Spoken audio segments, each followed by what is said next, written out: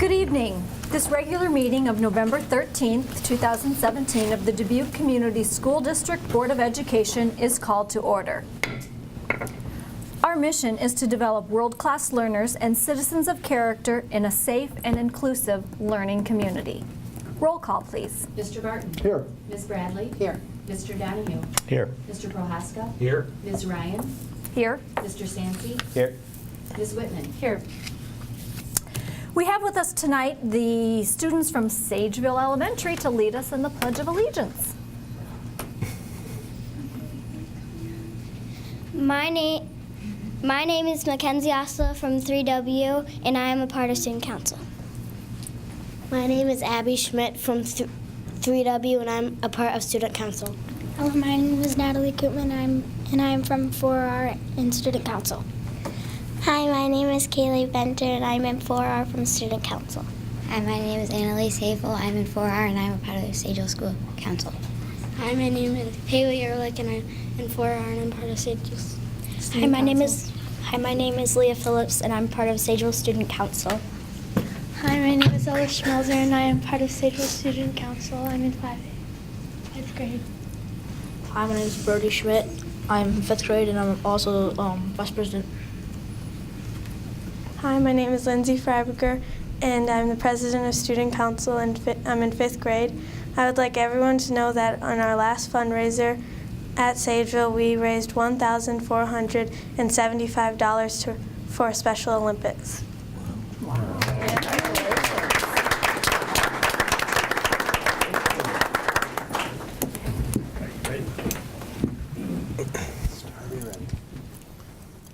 I pledge allegiance to the flag of the United States of America and to the republic for which it stands, one nation, under God, indivisible, with liberty and justice for all. Thank you very much. Very good. Nice job.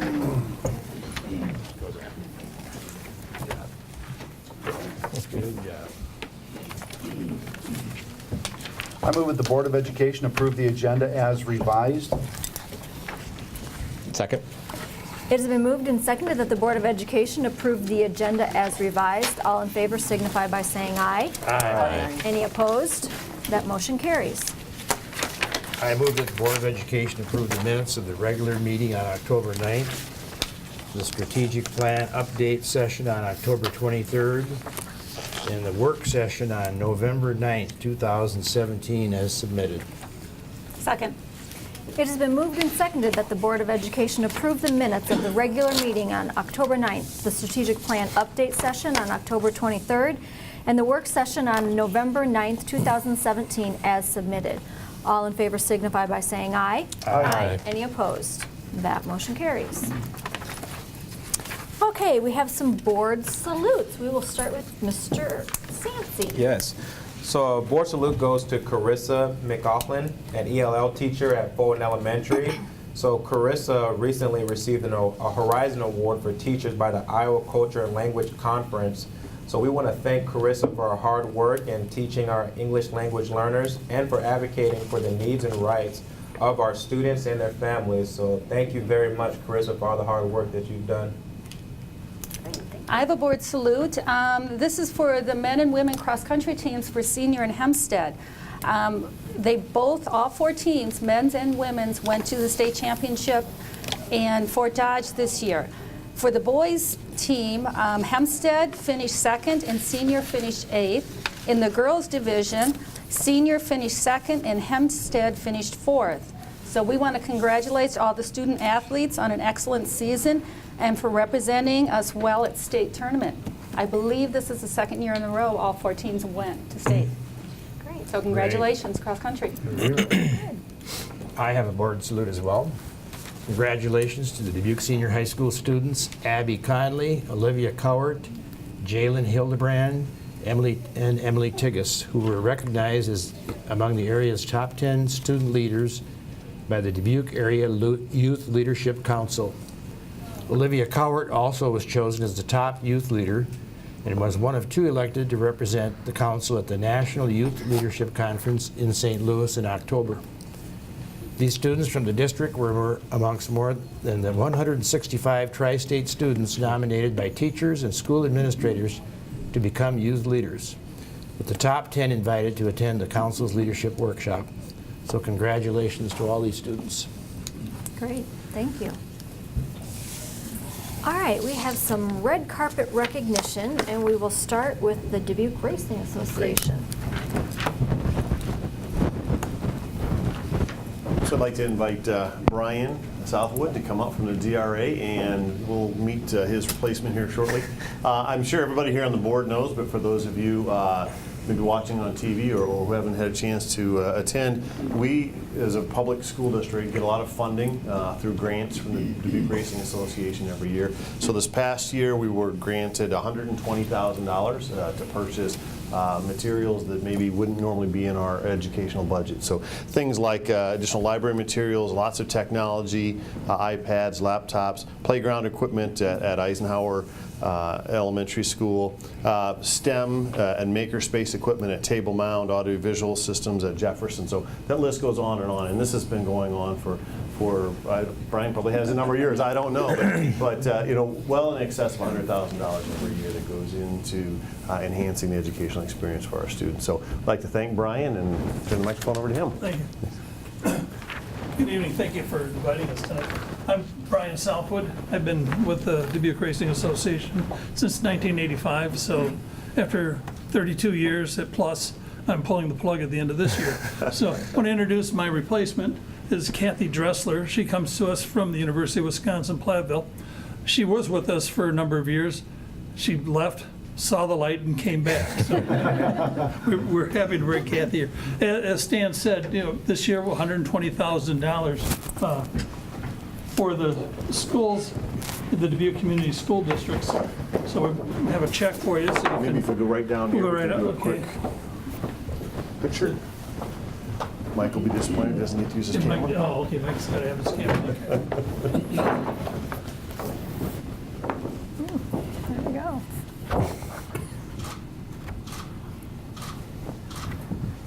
But the other thing that's interesting is, as Stan mentioned, we've given a few dollars to the school district.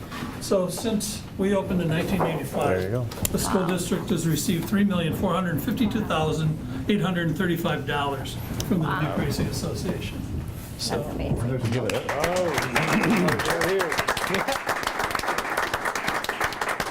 now this number represents funds for the schools, for any of the booster clubs, PTAs, and foundations that are involved with the school district.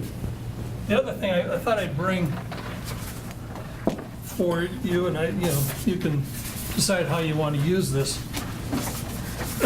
This is a breakdown for each organization within the school district and how much they've received since 1985. So the district itself, $355,000, senior, $278,000, Hempstead, $257,000, all the way down to Jones, which was $38,000 because they weren't here as long. Absolutely. Wow, thank you very much. You bet. Appreciate it. Proud to be here for you. Thank you. We appreciate the work. Thank you.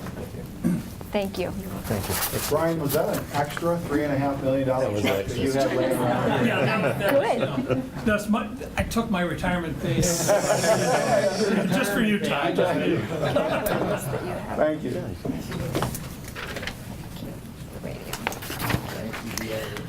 All right, we also get a chance to recognize our Teacher of the Year that was earlier. Mr. Rankin? Absolutely. So just a quick background, then I'll turn it over to Mr. Joel, the principal at Roosevelt Middle School.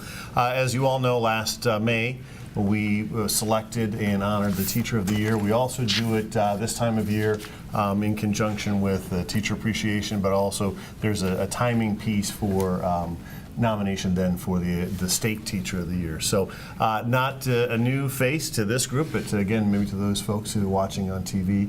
We'd like to invite Jeff Joel and Chris Burke to come forward while they're on their way. And I know Jeff, I won't want to steal his thunder, but Chris is an 8th grade math teacher at Roosevelt that does a fantastic job. I've had the privilege of having 2 of my students have Chris, and he may survive the 3rd one in a couple of years.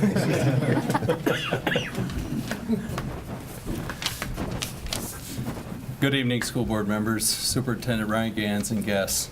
It is truly my honor to introduce Chris Burke, an absolutely outstanding teacher.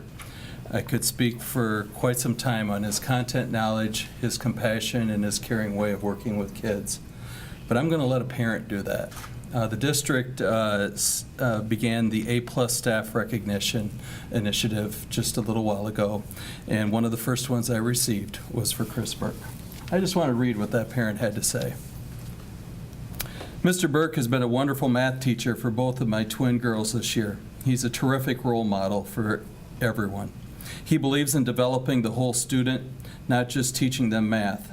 He even gave my daughter a tip for using an app on her phone to manage her homework.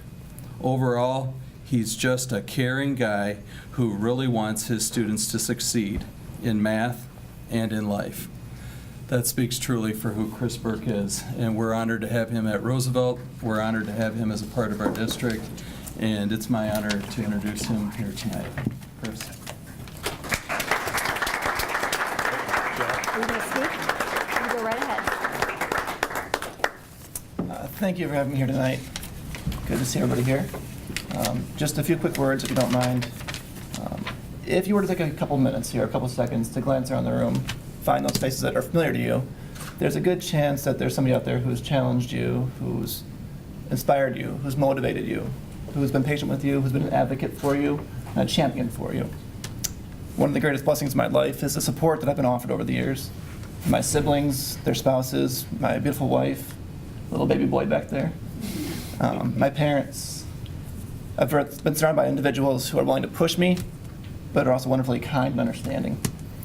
I'm surrounded by individuals who advocate for me, believe in me, challenge me, not only me, but they allow me to do that with my peers, with my colleagues, allow me to advocate for them as well. Personally, I'm thankful not only for my Roosevelt team, my department, administration, the staff as a whole, but students, parents, and the greater DCSD community. I hope that as a district we continue to advocate for and believe in one another. 2 years ago, Mr. Ryan Gans encouraged us to fail fast and to fail forward. This becomes all the easier when we know that there's a safety net beneath us, that there's somebody there to pick us up when we fall too hard.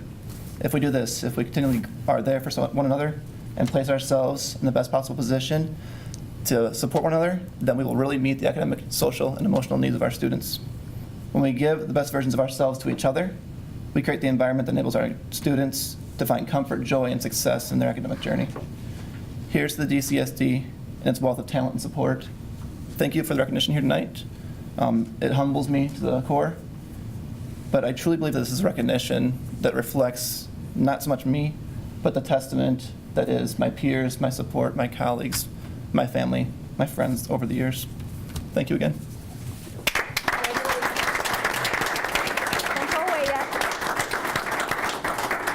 We get to give you this nice little plaque that goes along with it. Yeah, that's a nice little picture.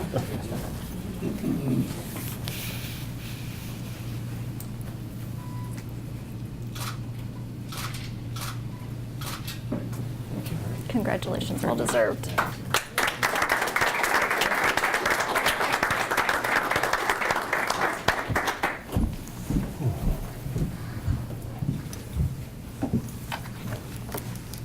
I move the Board of Education suspend the rules of order and go into open forum. Second. It is moved and seconded that the Board of Education suspend the rules of order and go into open forum. All in favor signify by saying aye. Aye. Aye. Any opposed? The motion carries. Anybody wishing to address the board at this time can come forward. Right up.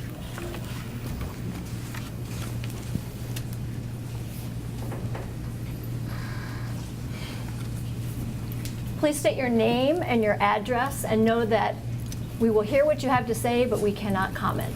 Absolutely. Thank you. Good evening. My name is Tiffany Anderson. My address is 2515 Stafford Street, Dubuque, Iowa, 52001. Okay, and you may share with what you like. Okay, I'm a parent of a student, of several students within the school district. I have one in particular that is a student at Hempstead High School. Let me go back. in her, she's a new enroll. We've owned our home. I've opened and enrolled my children to prevent this type of incidents from occurring. My daughter is in a classroom where they were, I guess, discussing something where slavery was mentioned, and a student brought up a statement that said, used the N-word, that we were still working for Caucasians. And that statement it's like oversighted by the teachers, where it began to result in a dialogue that became a heated discussion between my daughter and this student. And time again, this child has began to antagonize my student. And when my daughter finally responded, it was in a class where they were discussing where persons had been executed as a result of their beliefs or their religious beliefs or standpoints. And my daughter living an alternative lifestyle was referenced in, why don't we start with executing you?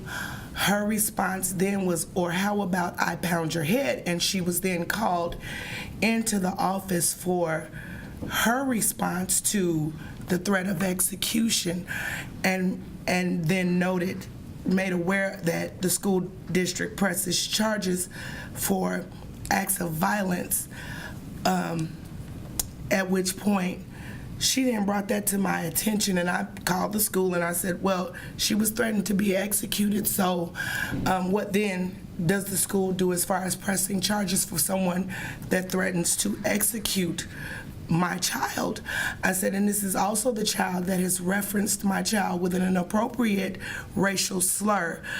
All things considered, I teach my children to treat everyone with respect, regardless of what their beliefs, their value systems, their core is. However,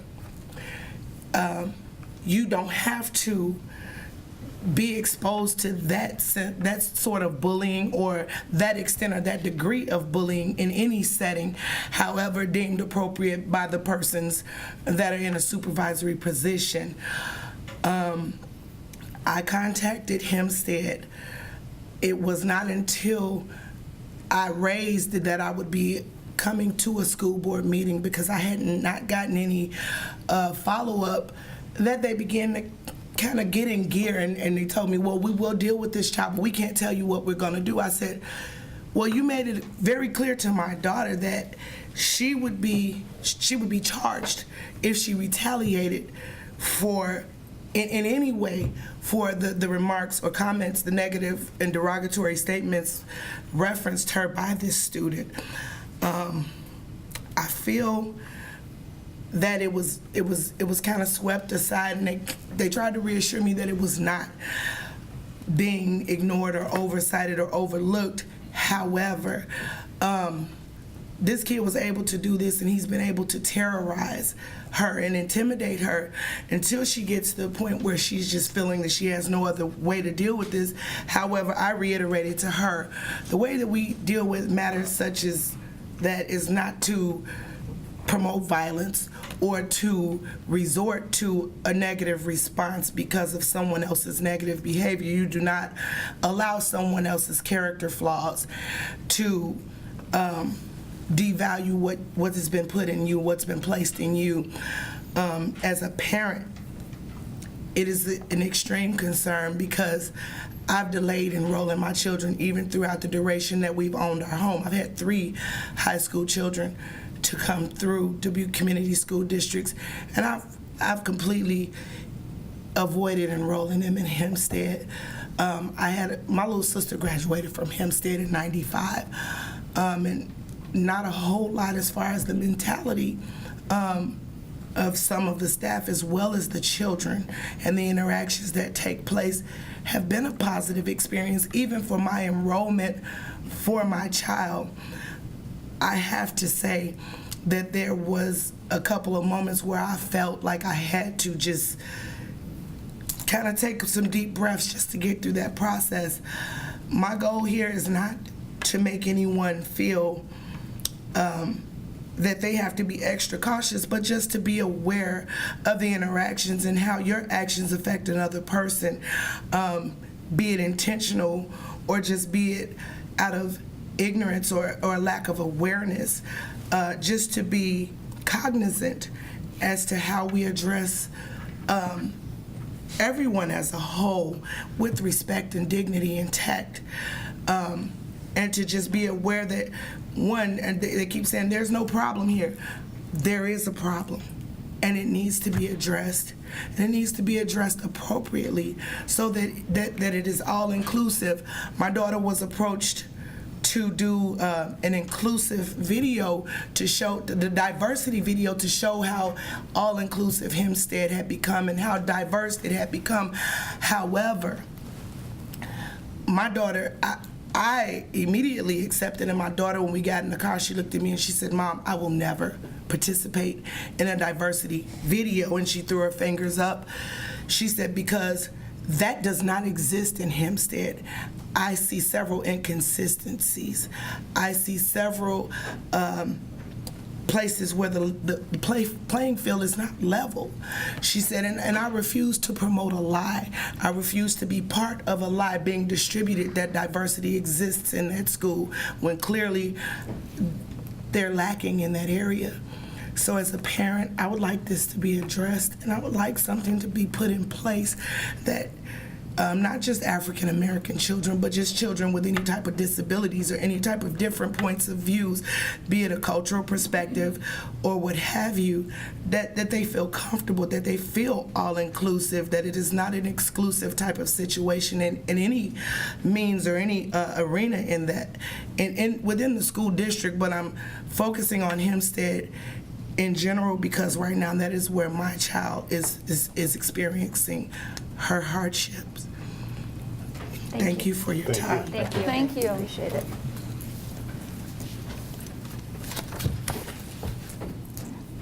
Anyone else? Yeah, oh, sorry. Go ahead. Yep. My name is Sam Wooden, 1135 Rosedale Avenue. I'm an attorney here in town. And I saw in the Telegraph Herald the other day that the school board was going to be considering adding a graduation requirement for financial literacy.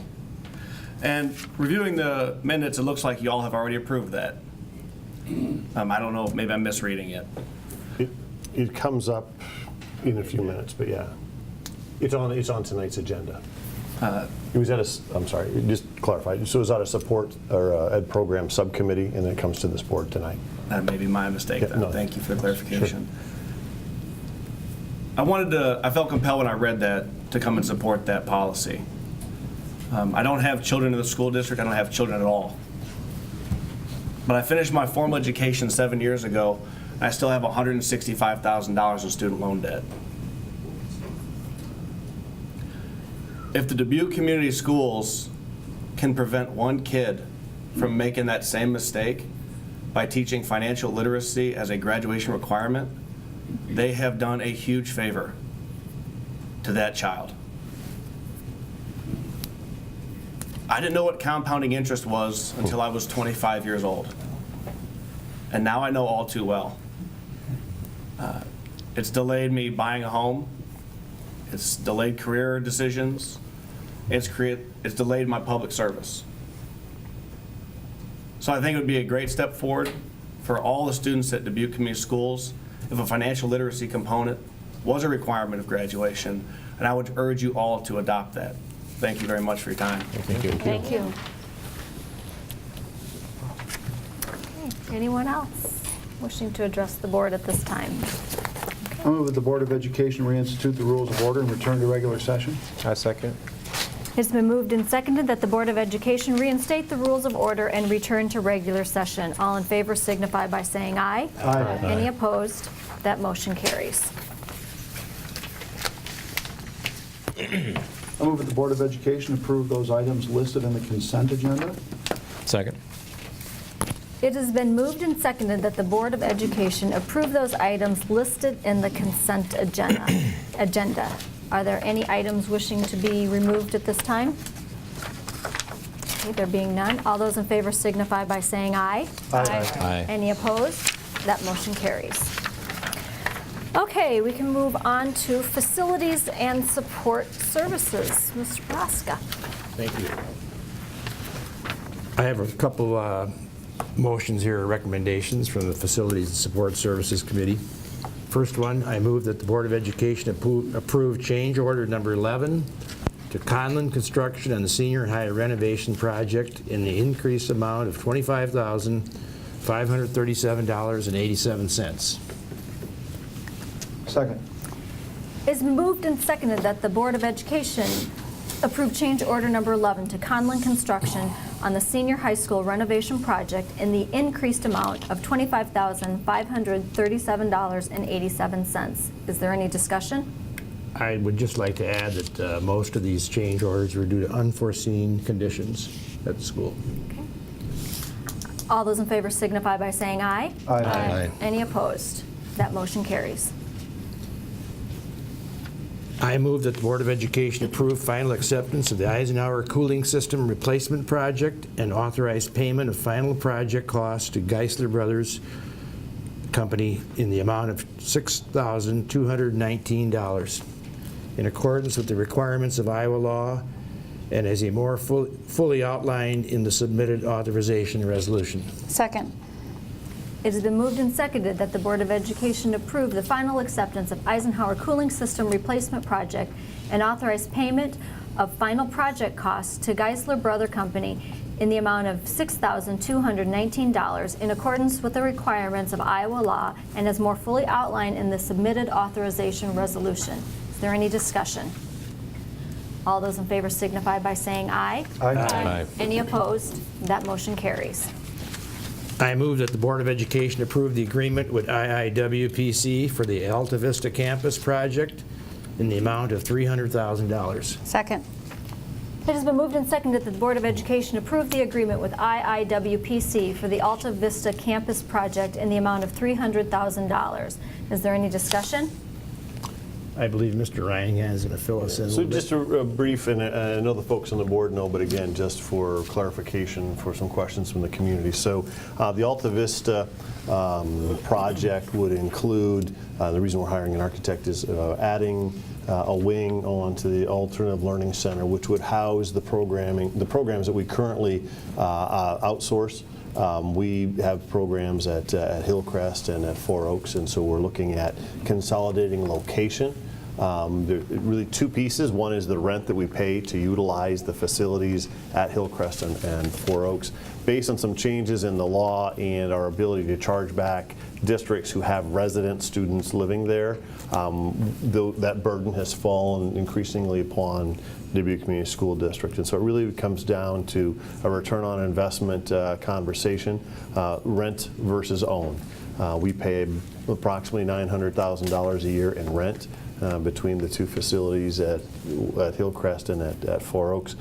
We are in the process of looking at putting an addition on, which we would ballpark in the neighborhood of $6 million. And so you can see the return on that investment, it happens pretty quickly. Those dollars, that $900,000 in rent is paid through PEPAL funds. And so if we build this addition, we will recoup that cost that we would have paid out of PEPAL for rent in probably a 7-year, 8-year period, which then would allow us access to those same dollars for upgrades, renovations, or upkeep at our other facilities. So we're not talking about the educational program. We're not talking about who might provide that educational program. We've got some time, a year and a half or so, to discuss that. So it might be Hillcrest and Four Oaks co-locating there and providing that educational program, or it might be something that the district does. But for tonight, the decision is just on location. And as the laws have changed, as I said, it becomes relatively clear that we need to own a facility versus rent a facility. Great, thank you. Anything else? All those in favor signify by saying aye. Aye. Any opposed? That motion carries. I move that the Board of Education approve the district submission of the request to the School Budget Review Committee in the amounts of $251,117 for open enrollment out and $79,251 for LEP instruction beyond 5 years, or as determined by the Iowa Department of Education following Department of Ed audit and review in modified supplemental amount. Second. It has been moved and seconded that the Board of Education approve the district's submission of the request to the School Budget Review Committee in the amounts of $251,117 for open enrollment out and $79,251 for LEP instruction beyond 5 years, or as determined by the Iowa Department of Education following DE audit review, in modified supplemental amount. Is there any discussion? All those in favor signify by saying aye. Aye. Any opposed? That motion carries. All right, now we are moving on to Education Program Policy Strategy Report. Ms. Bradley. Thank you. I'm happy to report for the meeting that took place last week, November 8th. As Ms. Ryan said, it is about educational programming, policy, and strategies. And I'll just highlight the community, as you view this process, things move along pretty quickly. And yet, a great deal of time and discussion takes place in these committee meetings. And so I'll give you just a brief look at each of the items that came before us. The first is from the Activities Council. We received an update from Amy Hawkins, the District Activities Director. She reported two things of note for the board and the community. One is that they took a look at the high school student activity participation by grade point average. And as Ms. Hawkins brought the information to us, she showed two things. One, an increase in participation from the 2015-16 school year of 55% of the students participating, and an increase, substantial increase, to 63% for this past school year, the 2016-17 school year. That's pretty noteworthy to see that kind of an increase, and we're very pleased about that. She also showed a strong correlation between the activities participation, activities of those who participated in activities and their grade point average, showing a strong correlation between high GPA and activity participation. Now, which came first, the chicken or the egg? Did the students with a higher GPA participate and get involved, or did their participation lead to an increase in commitment and connection and student performance? Either way, we celebrate the fact that there is that correlation, and we certainly continue to encourage our students to each and all participate in activities, that fine activities program that's in front of them. Second agenda item that came to us was the threat assessment protocol. May Hinchin brought that, and it's in the development process. It is not in final form to come to the board tonight. Excuse me, but the threat assessment protocol is a violence prevention strategy. It involves three things, and I think it's worth noting what those three things are. One, identifying student threats to commit a violent act. Where are those students who might be in that frame of mind, and how can we identify them and start to work with them? Secondly, determining the seriousness of any threat that does come forward. And thirdly, developing intervention plans to protect others who might be affected by the threat, but also to zero in on the student who is making the threat, and to find out what's the source of that anger or that hopelessness or that despair. So I think the community can be very pleased that that process is in motion, and that we'll continue at the board level to hear more from that as we go forward. Third item was an update from Cindy Steffens, Director of Elementary Ed, and Tammy Deere, who is the Language Arts Coordinator for the district, updating us on Summer School 2017, this past summer. We're very pleased to see the rate of participation that took place, found strength in some participation greater than in others, and in the past we've worked to really see those who are invited into the process by their performance to come and participate, take advantage of it. And so we urge those who receive that kind of an invitation to say, yes, I want my child to be there. Much cost efficiency took place 2017 over 2016, which is great because the Iowa legislature has cut the funding for summer school, and we regret very much the loss of that funding that's been there for us historically. Also, we celebrated that 88% of the students who attended the summer school of 2017 showed maintenance of their reading skills, which is sort of the goal, and or they showed an increase in reading performance. We certainly celebrate that, 88%. That's wonderful news. Cindy and Tammy also reported on the new FAST screeners. We have given up an old assessment, Dibbles, taken on a new assessment called FAST, and that's for pre-kindergarten, preschool through 6th grade. We saw the start of the baseline for that, so that the winter testing, the board will receive an update on growth over time from fall to winter, and then the end of the year assessment, spring assessment, will come forward as well. So we will, again, more to be continued about that.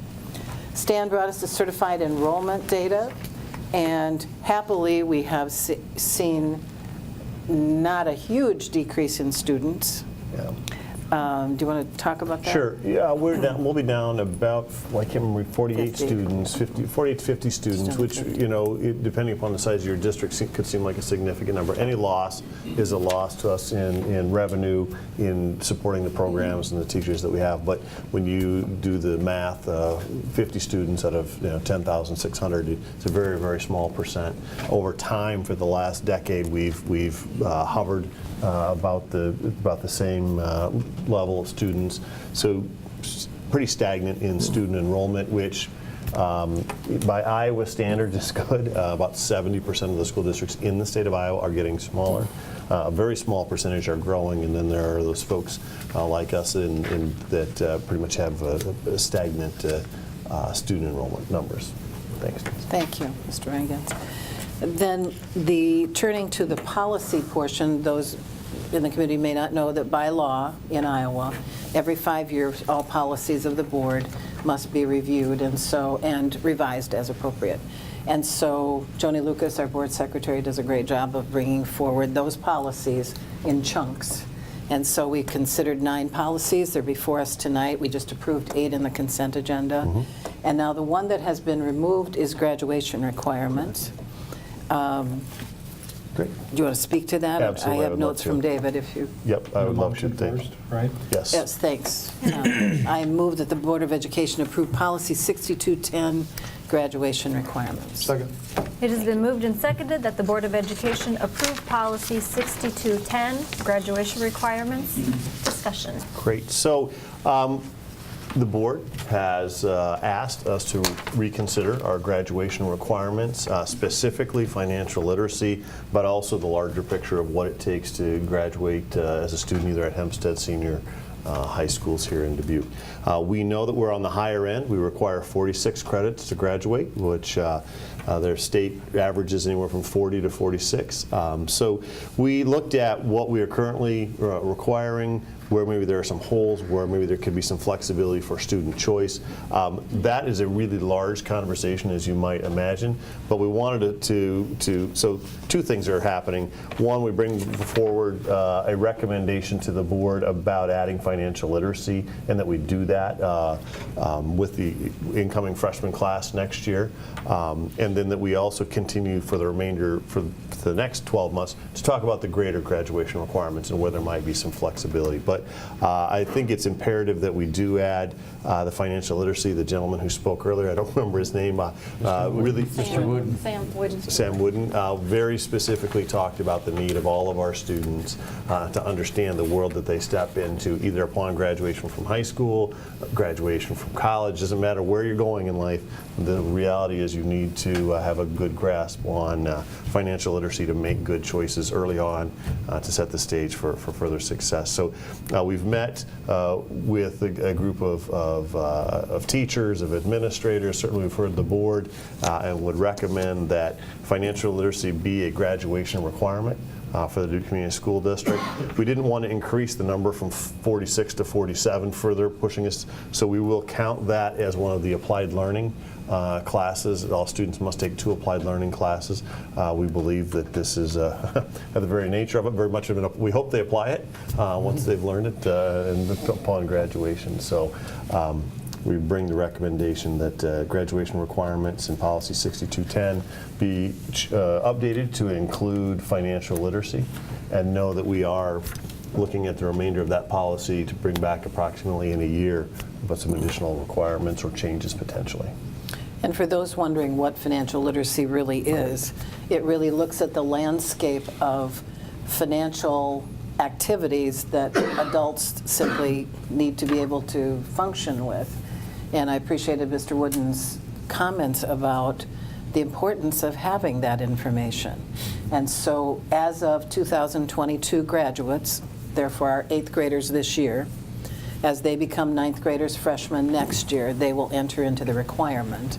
It is, however, offered for those who wish to take it now. Correct. But not a requirement yet. That's right. We'll start to ramp that up so that it'll be available to more and more students as early as next year.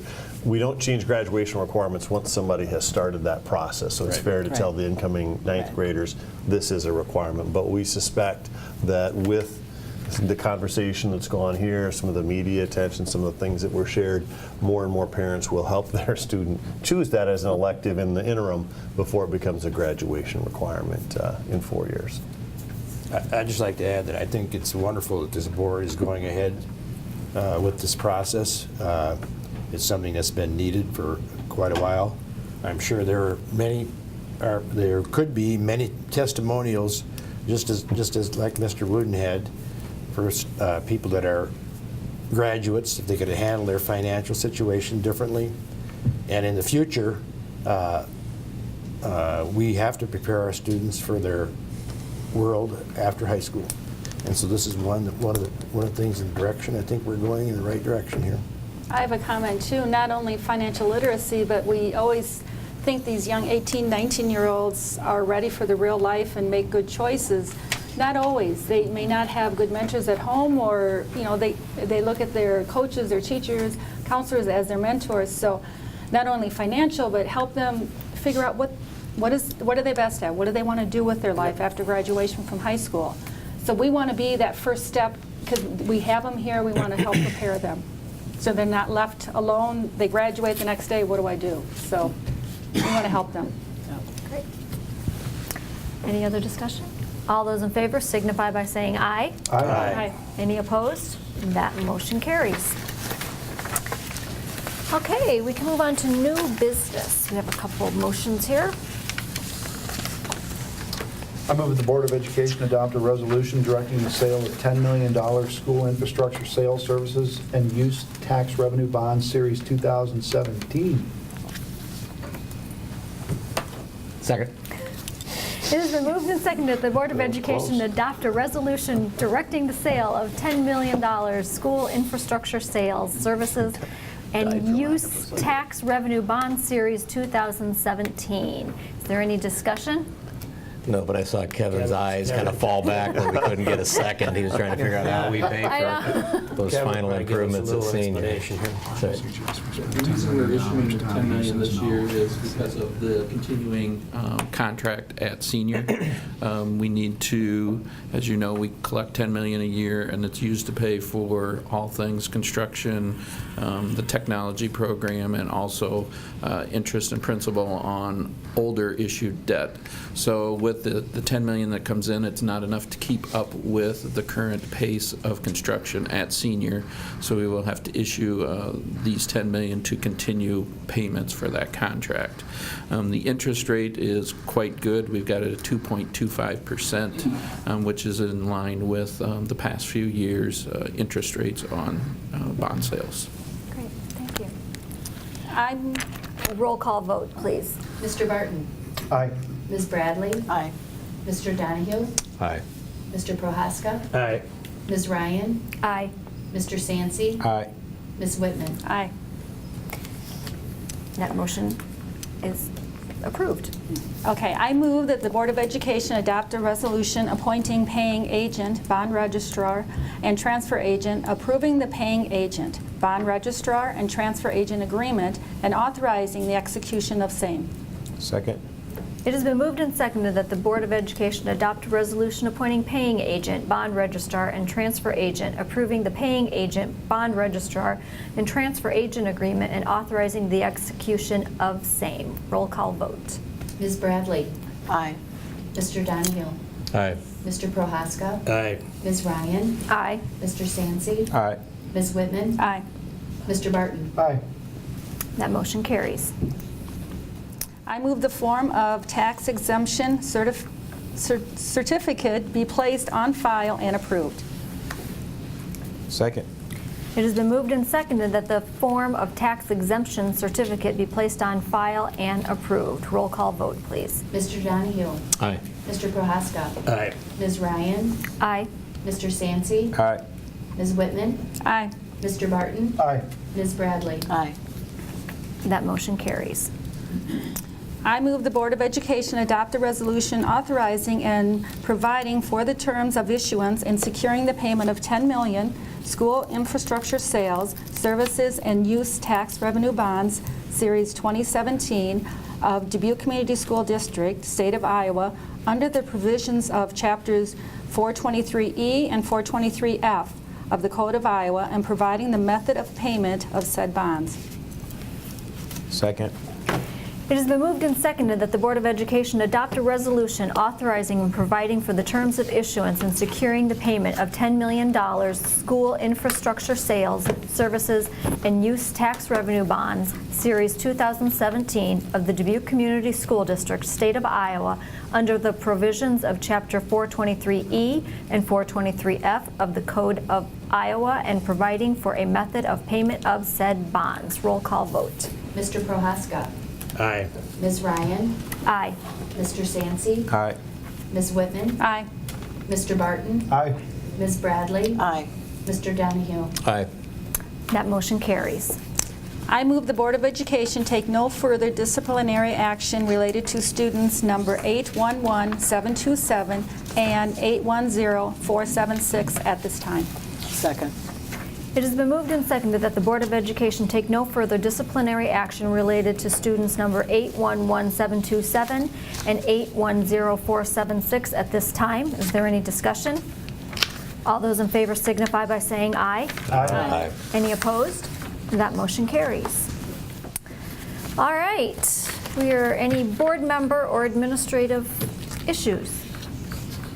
No administrative issues at this time, just thanking the board for their work session last week. It was very helpful for my staff. We'll bring back some draft thoughts about that in the next month or two, and we're going to arrange a time with the board. So I appreciate not only your time commitment, but also your candor at that meeting. Great. Anything else? Well, I do want to say I want to thank Tiffany, the mother who came up here earlier, who expressed her concerns about her child, and to mention that as a school board, we do appreciate and care for all of our students, and I'm very hopeful that our superintendent and our principal at Hempstead will address your concerns. So we truly appreciate you coming up, and it does take a lot for a parent to come up and express their concerns like that, so thank you so much. Anything else? We are adjourned.